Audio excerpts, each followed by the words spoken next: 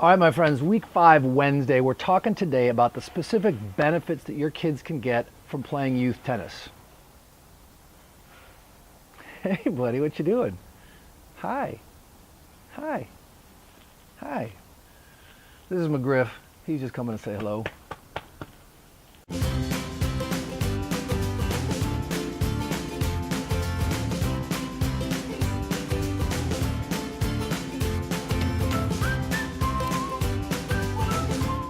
All right, so what are some of the specific benefits that your kids can get from playing tennis?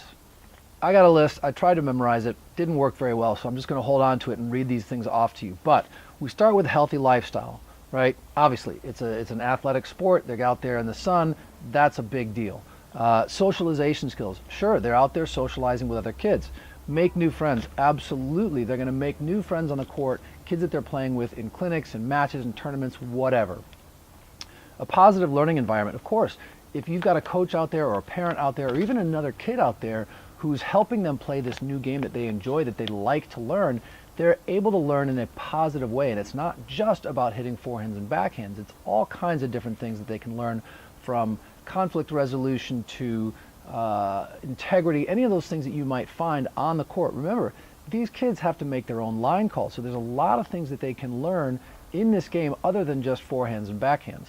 Another thing is critical thinking and focus, right? If you're out there on the court, remember, these kids, they don't have coaches. Now, they've started to allow that in some of the junior play now, junior team tennis and that kind of thing. But when you're playing in tournaments, there's no coach. So you've got to be able to figure things out on your own. You've got to be able to stay focused and figure out how to beat the opponent across the net. Studies have also shown that tennis as a youth sport helps build optimism and self-esteem. And think about that. You're learning as a kid, you're learning how to rely on yourself. You're learning how to problem solve and create solutions for things that are going on the court, and you're doing that on your own. Certainly there's assistance from coaches and parents before the matches, but when you're out there playing, you're figuring this stuff out on your own, and that gives you that self-esteem, that gives you that confidence. Now, a couple other things, percentages, things that are more academic based. 48% of youth tennis players have an A average, and that's double that of non-athletes. 81% of tennis players say they want to go to college. Again, a big high number. 73% of kids who play tennis have never been in the principal's office. That's kind of a big deal. They don't get in trouble as often. And 82% of the kids who play youth tennis volunteer in their community. Now, these are some stats from the USTA, and it's a big deal. I mean, there is a certain correlation between the idea of being on the court and kind of having that self-reliance and learning how to do a lot of these things on your own, and your behavior and your engagement in school. Some other things, teamwork and communication.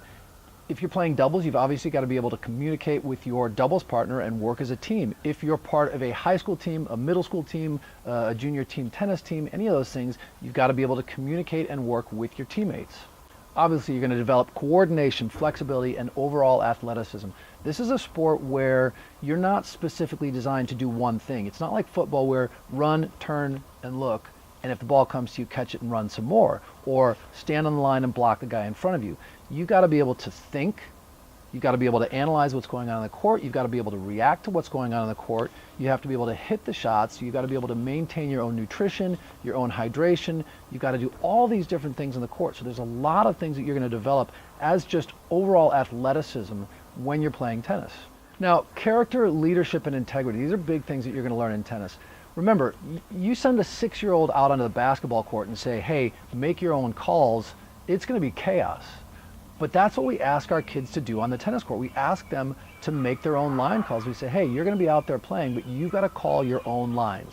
Now, there is some room for that. There's some room for cheating and some kind of little gamesmanship here and there, but for the most part, these kids really develop good integrity, good honesty, and they understand not only that side, but when somebody isn't being honest, when somebody is kind of cheating them on the line calls, they learn to manage that. They learn to handle that.